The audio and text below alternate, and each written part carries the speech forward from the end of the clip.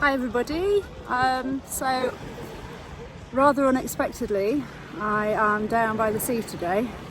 I was called to the water in some respects, and so I'm not actually, this isn't live, you probably noticed this isn't live now, because I simply don't have the bandwidth down at the beach. However, I'm going to pre-record this and upload it for you at the time that I said I would, and thought I'd come down to the sea and you could enjoy some of this lovely sunshine and sea in the back. So first thing I want to talk about is why I haven't been doing the live calls for quite a long time in this group now. It's probably about a year actually, and that's because I was setting so many strong intentions for myself in my own life, and when you set these really strong intentions, then the world starts to shift a little bit, your world starts to shift a little bit on its axis. And that's really what happened for me over the last year. The deeper the intentions that I was setting in my own life, then the deeper the challenges that came up for me that I had to work through. The deeper all the blocks started to reveal themselves that have been there for forever really. And I've really spent the last year not only going into my work more, but also going into my own personal work more. So work on myself. And it's been an intense year for me. Since the end of last summer, it's been very, very intense on a personal level for me. But it's shifted so much energy. And I feel that I'm now in a place where I'm ready to start up some more of the work that would take quite a lot of energy out of me. So I've been doing a lot of one-to-one work for the last year, not so much of the online visible work, but I feel ready to get back on that now, so I'm back. Okay, so what I'm going to do is, just for the people that are new to the group, what I used to do was I would do a live call or a live video or a video for every new moon and full moon, and I would talk about some of the things that were coming up for me, and I often found that they resonated for what was going on in the group as well, in the people that were in the group. But also I would talk about some of the themes that we could work through in that given month. So if some of you are familiar with the moonology work that Yasmin Boland does, it's similar to that in a way, in terms of I use that as a touchstone, but really it's going much deeper into things that we could be working on individually, using the astrological calendar as a means of really just giving us a rigid structure in some sense of how to work through different areas of our life in different ways in a 12-month period. So even if you don't believe in astrology, or you think it's all a bit woo-woo for you, it doesn't actually matter, because we can just use it as a framework to work through different areas of our life and to really start thinking about what we're ready to let go of in certain areas of our life, as well as what we want to bring in, what new things we want to bring in all areas of our life. So it's interesting that it's this weekend that I've decided, or the universe has decided, to push me to get back on these, because this is about as powerful a weekend as it gets. So we've got the solstice happening tonight, stroke tomorrow morning. I think the solstice, the sun rises around 4 a.m. and then we've got an eclipse on about, I think it's about an hour afterwards. So it's a real powerful energy point in the year. The solstice is like the midpoint of the year, and it gives us a chance to really stop and pay attention to what's happened in the year so far to that point, to that date, and make some decisions really about what we are not going to carry forward for the rest of the year. So what we've learned, what lessons we've learned, what has come up for us individually as well as collectively, which is a huge amount of information that's come up for us collectively this year, probably in more than any other year that I can remember in this lifetime, and making a real kind of like a real concerted effort to be still and to be conscious and mindful around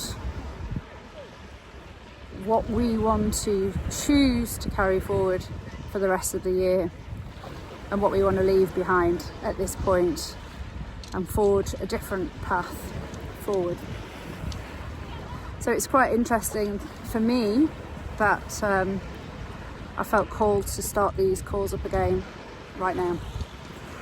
So I wanted to just talk to you about some of the other things that have been coming up for me symbolically recently, and because I feel as though they may resonate with others. So the first thing that's been coming up for me is Vision Quest.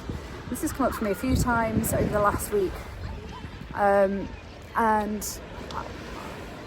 full disclosure, I haven't ever done a Vision Quest. I only know a small amount about them. I know somebody who has done a Vision Quest with an indigenous tribe in North America. She shared some of her experience of that with me, but my knowledge of them is limited. However, this just keeps coming up for me this week and last week as well.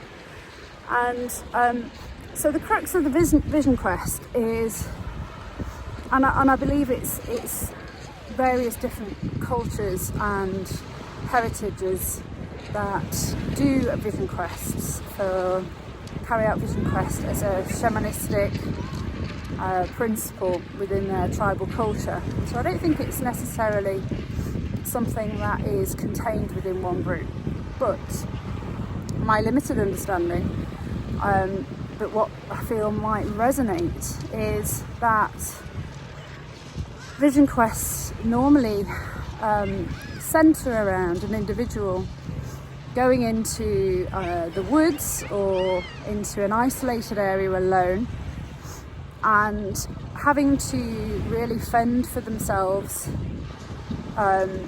So no food, no water taken with them. I'm not sure if even any shelter is taken with them. And they have to fend for themselves and live in the woods and face their fears more than anything. So it's really a sense of being stripped bare. Everything that we rely on as comforts and tools in our lives and kind of familiar touchstones to us are stripped bare, and we are pared back to our basic needs, essentially. And in this process of self-isolating in the Vision Quest and really having to strip back to bare essentials, it's in this process that we are faced with our deepest fears.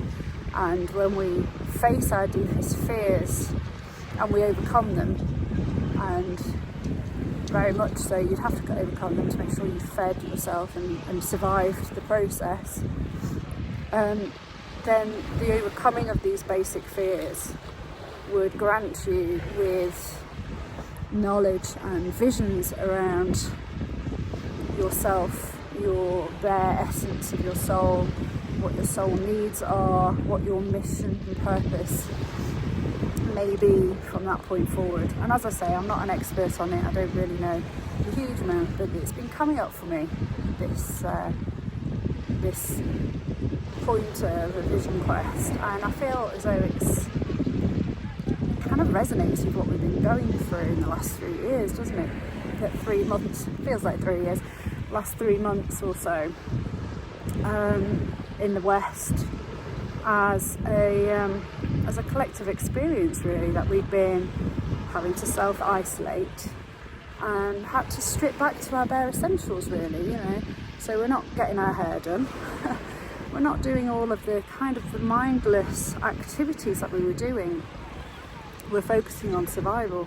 We're focusing on making sure that we can eat and that we can take care of ourselves and shelter ourselves and keep each other safe, really. And this is really, for many people, the first time that they will be doing any kind of work on this level of really facing your fears and realising what your essential needs are. And in this process of overcoming this, I think we're going to find a mass shift in people awakening to their soul needs and their mission and purpose in life in a big way.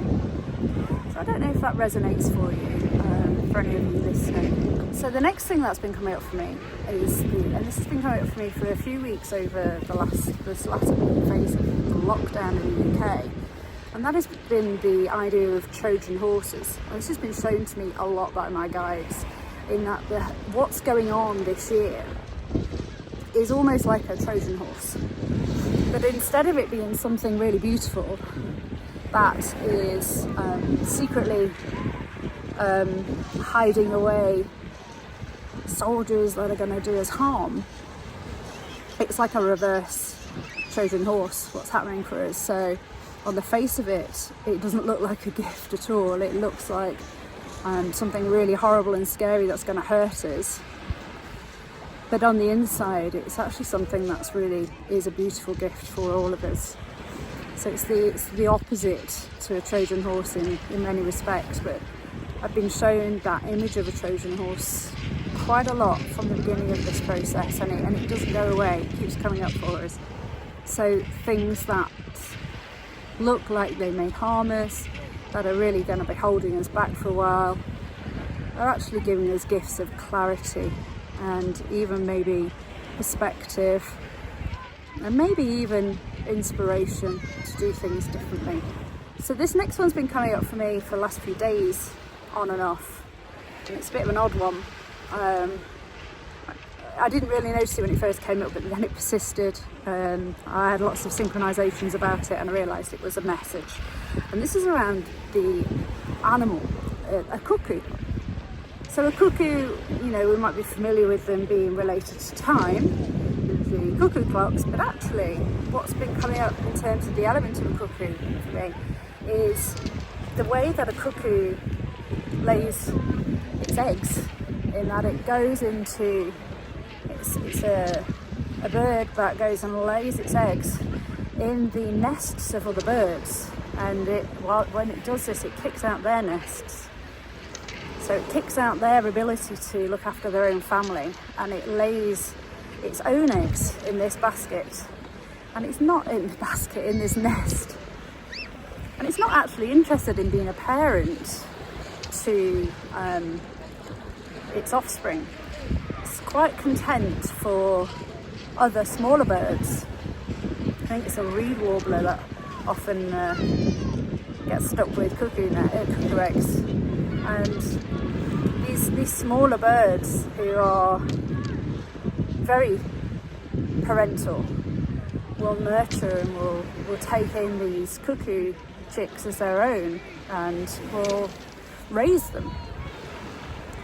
And they're not furthering their own cause in doing this at all. People out there on a paddleboard. They're not furthering their own cause, they're not furthering their own longevity, they're not furthering their own family in doing this. They're actually spending all of their time and energy feathering somebody else's nest in some respects. And I find it interesting that this has come up for me a lot, especially in the last week, in respects to, I think it all ties into the realisations that some of us might be having in terms of what are we actually doing here in this life, in the way that the world works right now. And I think it all ties into whether or not we're all going to be waking up to the fact that we, as a society, so many of us are the reed warblers, allowing bigger birds to kick our offspring out of the way and ensure that we work hard and spend so much energy to further their cause rather than our own. So yeah, take what resonates from that. I don't know if that's something that's going to vibe with everybody on this, but it kept coming up. So the next thing that was coming up for me was all around the solstice, when I was thinking about really tuning into the energy of the solstice. And it's always a change point in the year, as I said earlier, about us looking back and reflecting on where the journey that we've had so far to the middle point of the year, and re-evaluating that really, and really making conscious choices about what we're going to be leaving behind and what we're going to be taking forward, if we're going to be taking any of it forward, or whether or not we're going to be forging an entirely different path going forward. But also related to this, I feel a real tipping point coming up on us, and I haven't really got a time frame in that, but it really ties in. It was interesting this morning that one of my mentors, Lee Harris, shared a post this morning which I shared in the group, which was really exactly this. It was, don't underestimate the jigsaw piece that you are for the whole, and that just because you're not a healer or some world-renowned therapist or big change maker and problem solver in the world, don't underestimate the small quiet work that you're doing on yourself. And it doesn't have to be anything extraordinary in your mind, but for every one of us that is choosing to work on ourselves, on loving more, loving ourselves more, on cutting short that negative voice within us more and more each day, on self-care, on kindness to ourselves and to others, and choosing to eliminate behaviours of ours which aren't ideal or aren't serving us and the people around us. Don't underestimate that work, because it could be the smallest amongst us who that small everyday work or every week work, that little shift that we're making could be the little bit of energy that just tips the whole frequency into a different way. Excuse me, Sierra always gives me spaniel nose. Oh, sorry. Yeah, so it's really, I think many of the spiritual leaders and many of the wise sages from throughout all of the ages have said something similar, in respect of, you know, it's not the guru that is making the changes in this world as much as the everyday person who just challenges themselves to be a bit kinder every day and a bit more understanding of others in a loving way. And that makes all the difference in the world. It's all centering around compassion, really, for the fact that we're all on a journey, every single one of us. Some of us hide it better than others. Some of us hide it with challenging behaviour. But every single one of us is on a journey. We're all growing every day. And that leads nicely into self-care. So the rest of this month, well, for the next 2 weeks certainly, until we get to the full moon, it's really going to be a lot of yin energy. So this is like the softer, nourishing energy, real calmness and homely, family-centred, taking care of ourselves, taking care of each other, slowing down and smelling the roses. And it's perfect that I've been called to be by the sea today. It's beautiful water energy, it's yin energy. It's nourishing, it's soft, it's gentle, but in large quantities it has tremendous power. So for the next 2 weeks, really, I think we would really benefit from having this introspective, self-caring time, space and energy in our lives, and tying in with the water energy as well. It's a great time to use water to reset your energy, and water is a very powerful way to reset any energy. You know, when you're feeling quite stressed out, there's a reason that we want to run a bath. It's womb-like. I love salt baths, so do my boys. It's very womb-like, it's very what's the word I'm thinking of? Cocooning, and wholesome, and it's regenerating. But also, water just resets energy fields and neutralises them. So if you have a lot of anxiety and stress, spending time in water will really help you neutralise that. So salt baths, as I mentioned, is one of the favourites in our household, but also, you know, just a long shower. If you allow yourself that time when you're feeling really stressed, just go and have a long shower. You'll feel so much better afterwards, because it's really resetting your energy system. And if you start your day with a long shower, all of my best ideas, all of them without doubt, have come from time spent in water, in these long showers or in the bath. And if you think about what's happening, so if you're resetting your energy field and you're really neutralising all of the lower hanging energy it's really kind of slowing you down and distracting you, if you can neutralise that just for a few minutes, then you're opening yourself up to receiving inspiration, aren't you, to something from outside of you, because you're kind of dropping temporarily what you're holding, and that can then mean that you can pick up something new.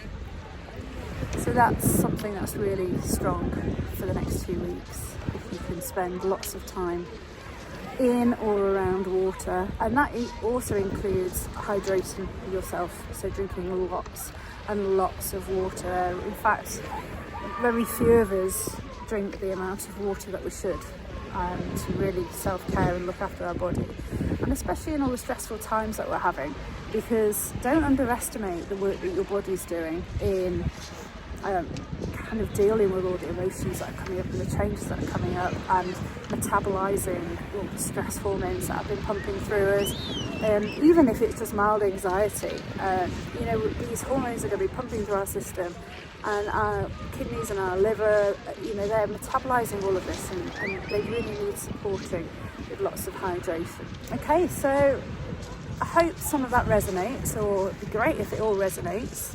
And I just really wish you a beautiful solstice this weekend, and I really hope for you, I'm rooting for all of us really, that we are able to really start dropping some of these things that are nonsense in our lives, that are things that we've just been doing mindlessly, but we're kind of all starting to realise so much of it's unnecessary, and actually starting to realise the things that we do habitually that just don't work for us anymore. We may have been doing them for a long time, and we haven't actually stopped and actually re-evaluated whether or not they still serve us on any level. And this is the time that, you know, you've really been supported by the whole universe to just drop it and just go, let's leave it, let's drop it, and let's do something different. And if we all actually made that shift, this world would change so quickly. Just think about the changes that we had in the earth, from 3 weeks of reducing air travel and car travel. Change is there to happen in the world much quicker than we actually realise, and we're all a part of it. So banish all the insecurity and the sense that, you know, you're one person, what can you do? Because when every one person decides to make positive changes, then that's when these massive, beautiful shifts happen. Lots of love to all of you, and I'm going to keep going with the daily questions, and there's a method behind this. So it's really going to be building you up to something, but even if you can just drop in with the odd one on a daily basis, it's going to just be a nice way to shift your energy to the positive every day. So please join in if you feel so inclined. Thank you all for all the new joiners for joining us, and I'll be doing another one of these in 2 weeks' time when we approach the full moon, and we'll be talking about I normally talk at the new moon about things that we're forgiveness and gratitude and closing of cycles, and really coming to a fullness in certain areas of our lives, and a completion point.